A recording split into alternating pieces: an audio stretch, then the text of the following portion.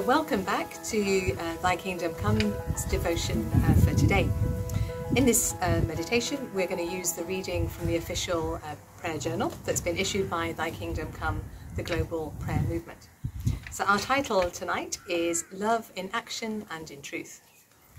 So today's the 7th day and the 7th devotion, and we do hope that the ones that have gone before have been helpful for you as you focus on deepening your own relationship with the Lord, praying for 5 friends or family to come to faith in the Lord Jesus, and praying for the empowerment of the Spirit that we'd be effective in our witness. These, of course, are the aims of the prayer initiative. So the reading from today's journal is 1 John 3, verses 16 to 18, and we're going to have a little look at those first. When we think of bringing God's kingdom to earth, we realise very quickly that God's love must be right at the centre of it. As it's sung in the old hymn, "The King of Love, my shepherd is." And in John's first letter, his message is to love one another. And in the course of the letter, he explains the various qualities of love. And as he explains it, John's actually helping to define the New Testament meaning of the Greek word agape, which is the word that's used in much of the New Testament. It was a word that wasn't used much before New Testament times. It was quite an obscure word. So in our reading, it starts at verse 16. "This is how we know what love is. Jesus Christ laid down his life for us, and we ought to lay down our lives for our brothers and sisters." It's an amazing verse. Agape love is clearly of the highest order. It's completely sacrificial, altruistic and unselfish, and in the way that Jesus demonstrated it on the cross. Absolutely amazing. It's also the love of God that triggers our love for God, albeit a very faint response at times. And we see also that agape love is unconditional. Jesus died on the cross, whatever people might make of it, whatever response people would give. In verse 17 we have, "If anyone has material possessions and sees a brother or sister in need, but has no pity on them, how can the love of God be in that person?" Clearly, agape love is going to involve sharing, and a word that's often used is charity. Charity, of course, is motivated by kindness, pity, generosity, or an instinctive reaction to try and put something right. The early church fathers, when they were translating the Bible into Latin, they translated the Greek word agape using the Latin word caritas. And that's, of course, where we get the word charity from. So agape love is characterized by works of charity. But there's something more. It's very much about sharing things materially. But of course, we don't all have the same number of material possessions. Some have more, some have less, some may not have anything to share at all. So could we extend this verse to mean sharing in other things? And I certainly think so, because of course we can share our skills, our talents, our time, our money, and we can stand with others who are in need, perhaps by being advocates or mentors or encouragers. So for myself, I was thinking about charitable works, and of course remembered that I've actually been involved with an organisation called Christian Engineers in Development, which is a charity. And CED is all about sharing specialist engineering skills with communities in other parts of the world that are maybe less developed. The CED motto is sharing skills, changing lives. So one of the things I try and do is to share my skills, which are, of course, quite specialist. But it's been a real joy to be involved with the work. And it's not just about sharing engineering techniques and specialism. It's about helping people as well, encouraging. One might say a quality of agape love is making a positive difference. Finally, in verse 18 we have, "Dear children, let us not love with words or speech, but with actions and in truth." Agape love must be active, and the activity must be done in truth. So Heather's now going to explore that a little further from a slightly different perspective. So in our house group Bible Zoom study last Tuesday, we looked at this very passage in 1 John 3. And we recognise that we can't love everybody around us as well as God loves us. But we can listen to God's Holy Spirit directing us each day, maybe through Bible reading or through prayer or thoughts that come into our minds in the day, prompting us with ideas of who to get alongside and how we can practically share God's love that day. A few years ago, I read a book by an American Christian counsellor called Dr. Gary Chapman, and he talked about there being 5 love languages.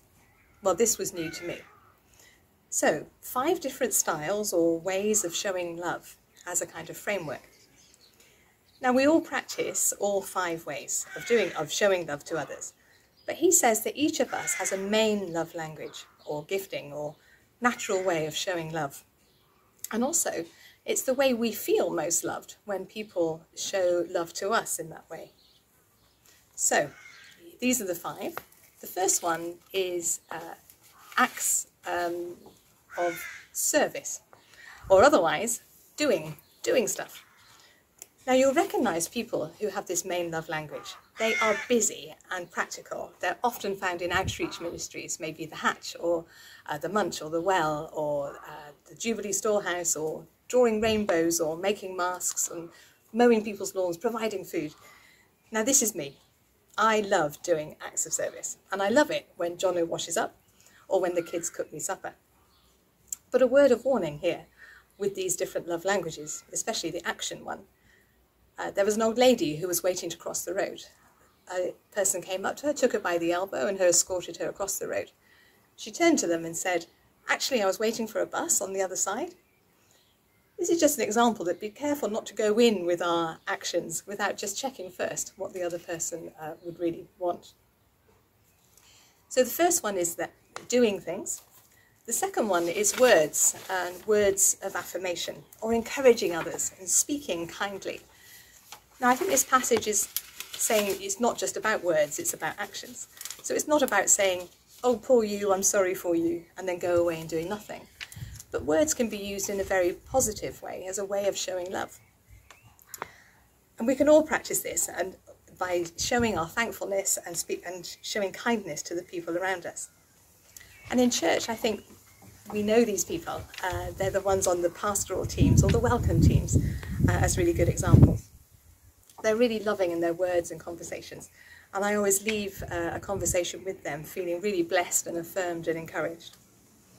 In these COVID times as well, I've noticed lots of people posting really positive things on Facebook, positive and encouraging things. And I suspect these folk are the ones who have the language, sharing language, words of encouragement as their main love language. So the third one is about quality time or being and listening. Some people really love spending time with others, even if it's not directly achieving anything. The chance to talk and to listen is their way of showing love here. Now we've got friends who are so laid back, they're always late for everything, but they will listen to anything you say to them at any time. And they're always ready to ask questions, to engage in conversation. In church, I think people on the prayer team or counsellors or people at the end of the church service who are still deep in conversations, and they never seem rushed when you chat to them. So let's listen to God to prompt us to listen to folks who are longing to talk in these difficult times. But a warning, you do need to make time for this. So the fourth way of sharing love or love language is gifts or sharing. We all love gifts. And remembering what we have in God's Holy Spirit and his unconditional love should spur us on in our giving and our sharing with others. Whilst giving money is important here, it's not just about money or expensive gifts, but about thoughtful gifts or sharing things with others. Now, some are naturally good at this. They're excellent at giving gifts and sharing hospitality, and I love it when they practice their hospitality on me. And I leave feeling so blessed and so loved. Now, in these COVID times, it's hard to practice hospitality maybe, but we can look at our financial giving. We can share resources with others, maybe such as seedlings and plants or books or toys or jigsaws, or do some baking for our neighbours. Finally, so the fifth love language is physical touch. Now, this one is obviously tricky in these COVID times. Most of us appreciate touch, but we're aware of appropriate touch, but we're aware of those around us who really love touch. They really love hugs. They touch your arm when they talk to you, or putting an arm around your shoulders, or even holding hands. Now, this language needs to be shown carefully, and it's a good example of when one person's language may not match with another's. So I think recognising these 5 sort of broad ways of showing love to others, and recognising that whilst I can do them all, and I enjoy receiving them all, my main love language is showing love to others. It's in doing things and serving them. And whilst I see others excelling in different love languages, such as giving gifts or hospitality, I no longer feel inadequate. I recognise that practising hospitality is not my main gifting, but it is still something that I can do, especially if God's calling me to do it in any particular situation. So if in doubt, why not read the book? Or try these things out. Try practising it on different people and see what responses you get. So you may do things for someone and see how they respond. Or actively speak words of encouragement, or be thankful or kind towards them and see how they respond. Or it may be listening to them, or giving gifts, or also watching how they relate to you with touch when we're out of this COVID time. So let's remember, not everyone has the same main love language as we do. And let's listen to God and be thoughtful and creative in the various practical ways that we can show love to others. However we show love to others, let's do it as if we were doing it for Christ himself.